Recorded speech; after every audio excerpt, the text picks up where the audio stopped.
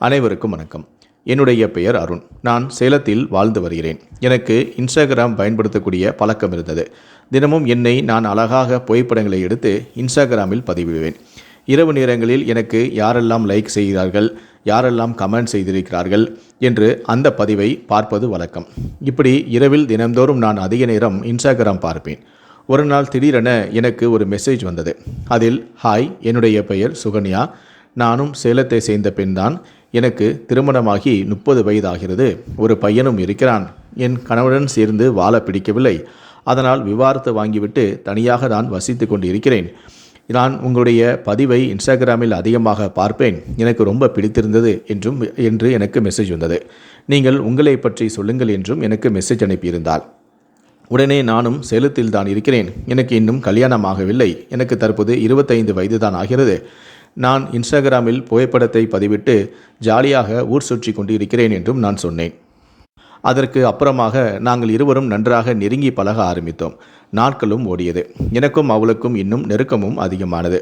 கொஞ்ச நாட்களிலேயே பேச்சு இரட்ட அர்த்தங்களில் சென்றது.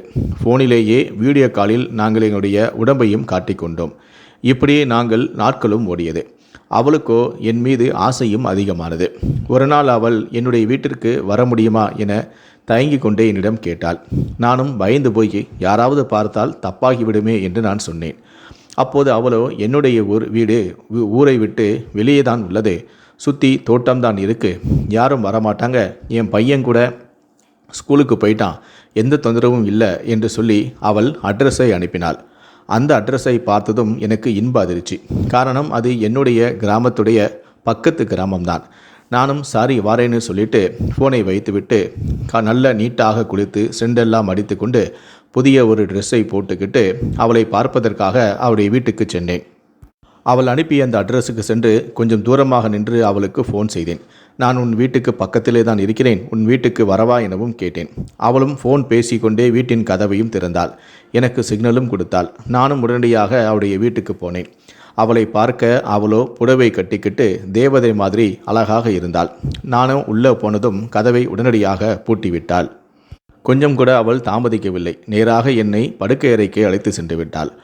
அவளிடம், நான் இதுவரை இந்த மாதிரி ஒரு அழகியை நான் பார்த்ததில்லை. அதனால் நான் உங்களை பார்த்தவுடன் என்னால் நம்பவே முடியவில்லை. உங்களை பார்த்தால் எந்த ஆம்பளையும் அனுபவிக்கணும் என்று நினைப்பான். ஏன் உங்கள் கணவர் உங்களை விட்டு போனார் என்றும் நானும் கேட்டேன். அப்போது அவளோ, அவருக்கு பணம்தான் முக்கியம், நான் அவருக்கு முக்கியமில்லை என்றும் சொன்னாள். நான் கணவனை பிரிஞ்சு கிட்டத்தட்ட 5 வருடங்கள் ஆகிறது என்றும் சொன்னாள். நான் என் கணவனை பிரிந்து பல வருடங்கள் ஆனதால் என்னால் என்னுடைய உணர்வுகளை கட்டுப்படுத்த முடியவில்லை. எனக்கு ஏக்கமாகவும் இருந்தது. அதனால்தான் நானே வழிய வந்து உனக்கு மெசேஜ் அனுப்பினேன் என்றும் சொன்னாள்.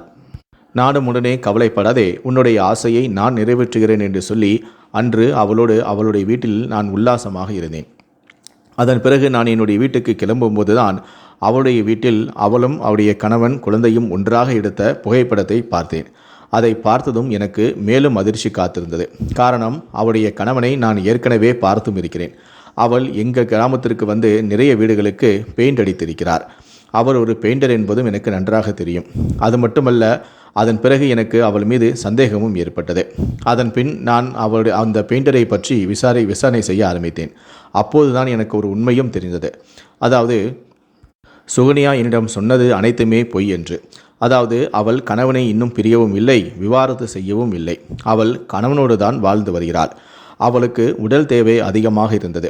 அதனால்தான் கணவன் வேலைக்கு சென்ற பிறகும் மகன் பள்ளிக்கு சென்ற பிறகும் அவளுடைய உடல் தேவையை பூர்த்தி செய்து கொள்ள என்னிடம் பொய் சொல்லி அவளுடைய வீட்டுக்கு என்னை அழைத்திருந்தாள். நானும் அவளுடைய ஆசையை நிறைவேற்றி வந்தேன் என்று நான் பல உண்மைகளையும் அறிந்து கொண்டேன். அதன் பிறகு அன்று இரவு அவளிடம் பேசும்போது நான் இதை அவளிடம் ஓப்பனாகவே கேட்டேன். அவளும் எனக்கு உண்மை தெரிந்துவிட்டது என அவளும், ஆமாம், இதுதான் உண்மை, என்னை மன்னித்துவிடு. என் கணவன் ஒரு குடிகாரன். அவர் ஆரம்பத்தில் மதுப்பழக்கம் இல்லாமல் இருந்தால், ஆனால் அதன் பிறகு அவர் தினமும் அதிகமாக குடிக்க ஆரம்பித்தார். என்னையும் அவர் கண்டுகொள்வதும் இல்லை. எனக்கு திருமணமாகி 1 வருடத்திலேயே என் மகனும் பிறந்து விட்டான். ஆனால் அதன் பிறகு அவர் மதுவுக்கு அடிமையானதால் எனக்கு அதன் பிறகு குழந்தையும் பிறக்கவில்லை. அவருக்கும் என் மீது மோகமும் குறைந்து விட்டது. அவரை நான் கட்டாயப்படுத்தி அவரோடு நான் தனிமையில் இருந்தாலும் கூட அவரால் 2 நிமிடங்களுக்கு மீது என்னுடன் சந்தோஷமாக இருக்க முடியாமல் போனது. இதனால் எனக்கும் என் கணவனுக்கும் தினமும் சண்டையும் தகராறும் தான் ஏற்பட்டது. அது மட்டுமல்ல, என் கணவனும் அடிக்கடி வெளியூருக்கு வேலைக்கு சென்று விடுவார். வருவதற்கு 2-3 நாட்கள் கூட ஆகும். இதனால் நான் என்னுடைய உடல் தேவைக்காக நான் தவித்து கொண்டிருந்தேன். அப்போதுதான் ஒரு நாள் எதேச்சியாக நான் கிராமத்திற்கு வந்திருந்தேன். அப்போது நீயும் உன் நண்பர்கள் எல்லோரும் பேசிக் கொண்டிருப்பதை நான் பார்த்தேன். அப்போது உன்னுடன் இருந்த நண்பர்கள் எல்லோருமே சிகரெட் குடித்து கொண்டு தான் பேசிக் கொண்டிருந்தார்கள். ஆனால் நீ மட்டும் சிகரெட் குடிக்கவில்லை. அப்போதுதான் உனக்கு எந்தவிதமான கெட்ட பழக்கமும் இல்லை என்பதையும் நான் அறிந்தேன். அதன் பிறகு உன்னுடன் நான் ஒரு தொடர்பை ஏற்படுத்தி கொள்ள வேண்டும் என நினைத்தேன். அதன் பிறகு நான் அடிக்கடி உன்னுடைய கிராமத்திற்கு வந்தேன்.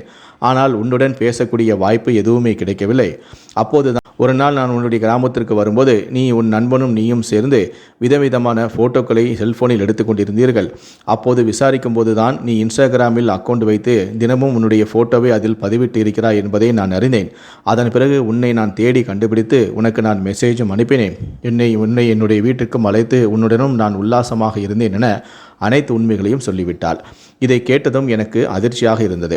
அதன் பிறகு எனக்கும் உடல் தேவை இருந்ததால் நானும் அவளுடன் அந்த தொடர்பை துண்டிக்கவில்லை. அவள் கணவன்தான் குடிகாரன் ஆகிற்றானே, அவனும் அடிக்கடி வெளியூருக்கு சென்று வருகிறானே. இந்த வாய்ப்பை எனக்கு சாதகமாக பயன்படுத்தி கொண்டு நானும் அடிக்கடி சுகன்யாவோடு உல்லாசமாக இருக்க ஆரம்பித்தேன். இப்படியே எங்களுடைய பழக்கமும் ஓராண்டுகள் நீடித்தது. அவருடைய மகன் காலையில் பள்ளிக்கு சென்று விடுவதால் அந்த சமயங்களில் மட்டும் நான் அவருடைய வீட்டுக்கு சென்று உல்லாசம் அனுபவித்துவிட்டு வந்து விடுவேன். பகலில் அவருடைய கணவனும் இருக்க மாட்டான், மகனும் இருக்க மாட்டான். இப்படியே நாட்களும் சென்று கொண்டிருந்தது. அப்போதுதான் ஒரு நாள் சுகன்யாவுடைய கணவனிடம் அவர் வீட்டில் இல்லாத சமயங்களெல்லாம் ஒரு பையன் உன்னுடைய வீட்டுக்கு வந்து செல்கிறான் என்ற விஷயத்தை யாரோ சொல்லியிருக்கிறார்கள். இதனால் அவருக்கு சுகன்யா மீது சந்தேகம் ஏற்பட்டிருக்கிறது. இதனால் அவர் சுகன்யாவை ரகசியமாக கண்காணிக்க வேண்டும் என நினைத்திருந்தார். அதனால் வழக்கம் போல அவர் ஒரு நாள் தான் வேலைக்கு செல்வதாகவும் வெளியூருக்கு செல்வதாகவும் கூறிவிட்டு வீட்டிலிருந்து கிளம்பினார். அதன் பிறகு அவர் கிளம்பிய கொஞ்ச நேரத்திலேயே சுகன்யா எனக்கு ஃபோன் செய்து, என் கணவன் வெளியூருக்கு சென்று விட்டார், சீக்கிரமாகவே வீட்டுக்கு வா, என் மகன் வருவதற்குள் நாம் பலமுறை உல்லாசமாக இருக்க வேண்டும் என்றும் அழைத்தாள். நானும் வேலை வெட்டிக்கு செல்லாமல் இருப்பதால் அவள் அழைத்த உடனேயே மறுநொடியே அவருடைய வீட்டுக்கும் சென்று விட்டேன். அதன் பிறகு நானும் அவளுடைய வீட்டுக்கு சென்று நானும் அவளும் உல்லாசமாக இருந்தோம். இதை தூரமாக நின்று சுகன்யாவின் கணவன் பார்த்து கொண்டிருந்தார். நான் வீட்டுக்குள் சென்று கொஞ்ச நேரத்திலேயே திடீரென கதவு தட்டப்பட்டது. இந்நேரத்தில் யாராக இருக்கும் என்று நாங்கள் அதிர்ச்சி அடைந்தோம். அப்போதுதான் சுகன்யா சொன்னால், கண்டிப்பாக என் கணவனாக இருக்காது, அவர் காலையிலேயே வேலைக்கு சென்று விட்டார், பக்கத்து வீட்டை சேர்ந்த யாராவது இருப்பார்கள், ஏதாவது பொருள் கேட்டு வந்திருப்பார்கள், நான் கொடுத்து அவர்களுக்கு அனுப்பிவிட்டு வருகிறேன், நீ படுக்கை அறையிலே ஏறி வெளியே வராதே என்றும் சொன்னாள். நானும் சரி என்று சொல்லி படுக்கை அறையிலே இருந்தேன். அப்போது சுகன்யா மட்டும் வந்து கதவை திறந்தாள். அவளுக்கு பேரதிர்ச்சி. காரணம், வந்தது பக்கத்து வீட்டுக்காரன் அல்ல, அவருடைய கணவன். அவர் நேராக உள்ளே வந்து கதவை மூடி சுகன்யாவை கையோடு பெட்ரூமுக்கு அழைத்து வந்தார். அங்கு நான் படுக்கை அறையில் படுத்திருந்தேன். நான் அவரை பார்த்ததும் அதிர்ச்சி அடைந்தேன். அதன் பிறகு, என்னடி இது, எவ்வளோ நாளாக இந்த விஷயம் நடக்குது, நான் வெளியூர் சென்றதும் இந்த மாதிரி உன்னுடைய காதலனை கூப்பிட்டு அவனோட தனிமையில் இருக்கிறியா என்று அவர் கண்டிக்கவும் செய்தார். கோபத்தில் அவர் என்னையும் அடிக்கவும் செய்தார். அதன் பிறகு நான் அவரை தள்ளிவிட்டு அங்கிருந்து ஓடி வந்து விட்டேன். அதன் பிறகு என்னுடைய தகாத உறவு அவருடைய கணவனுக்கு தெரிந்துவிட்டது. அதன் பிறகு அவளுக்கும் கணவனுக்கும் அடிக்கடி தகராறு ஏற்பட்டு வந்தது.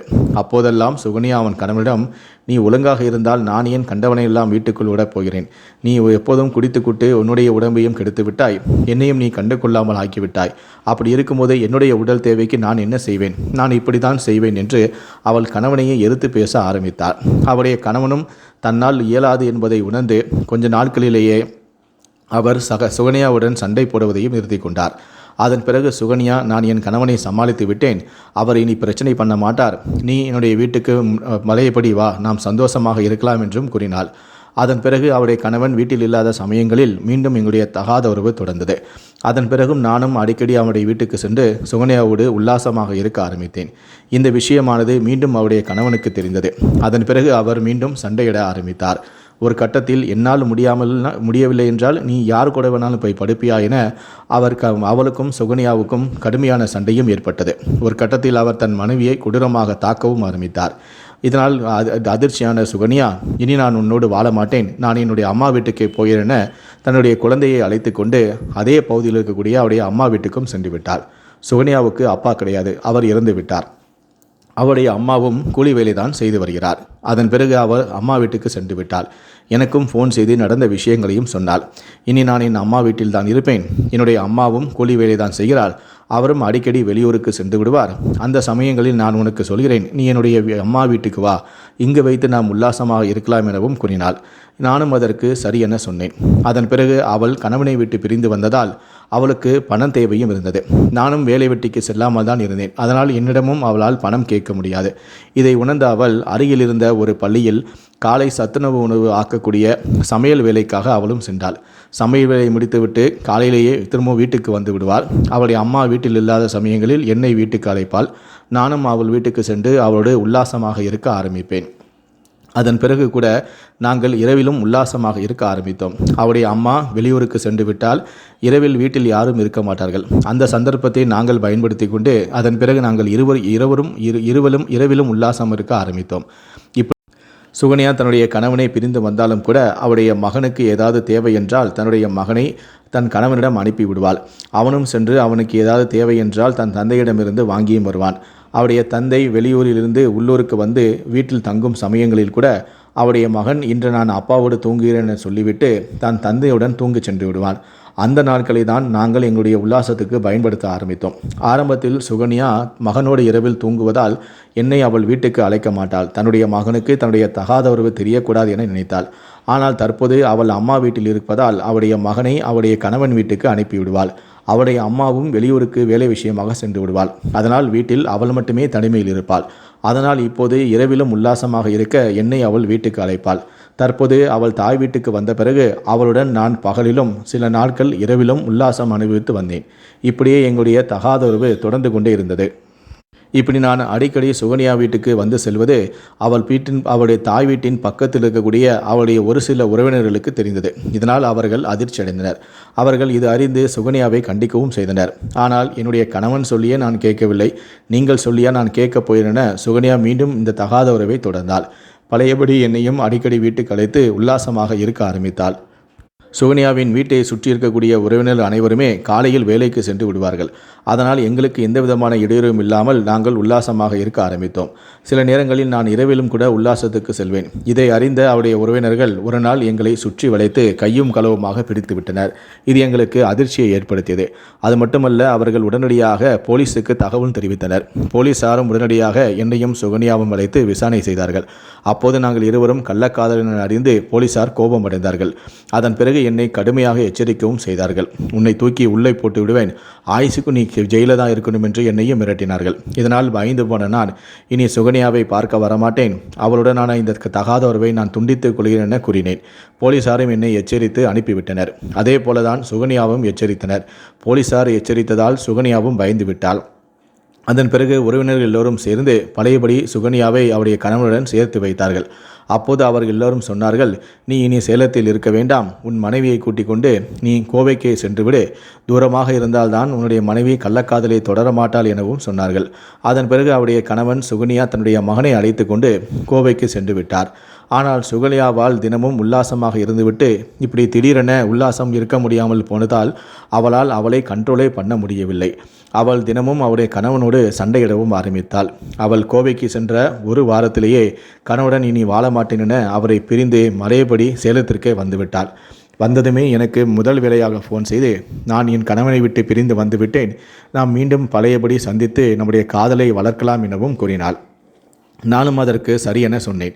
ஆனால் இனி நாம் இரவு சந்திக்க வேண்டாம், இரவில் உன்னுடைய உறவினர்கள் எல்லாம் வீட்டில் இருப்பார்கள், அதனால் பகலிலேயே நாம் சந்தித்துக் கொள்ளலாம், அப்போதுதான் அவர்கள் எல்லாரும் வேலைக்கு சென்று விடுவார் எனவும் கூறினேன். அதற்கு சுகன்யாவும் சரி என சம்மதம் தெரிவித்தாள்.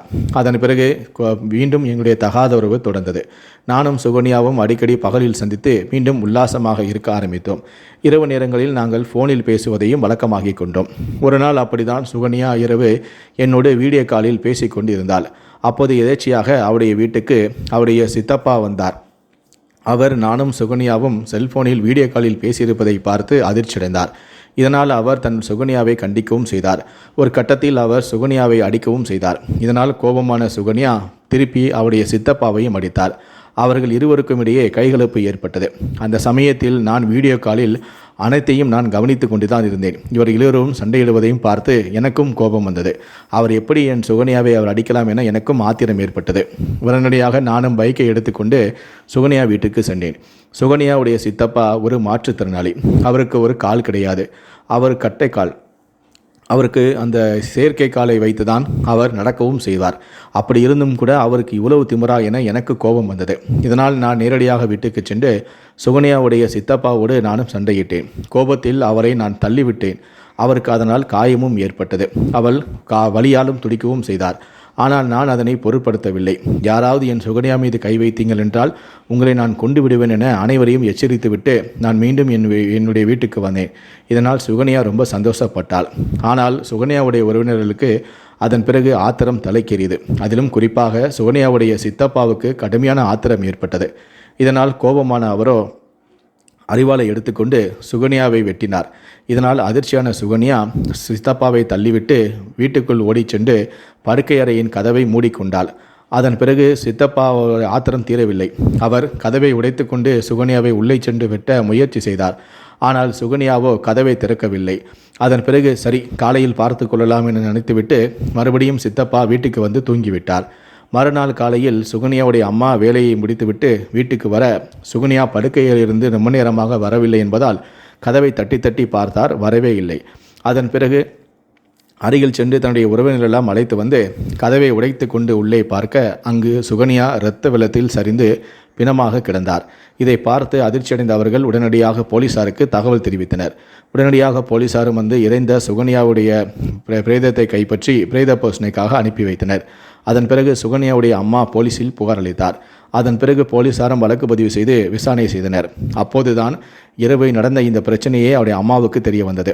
அப்போது சுகன்யாவுடைய சித்தப்பா அவரை வெட்டியிருக்கிறார். இதனால் பயந்து போன சுகன்யா ஓடி சென்று தன்னை பாதுகாத்து கொள்ள கதவை மூடியிருக்கிறாள்.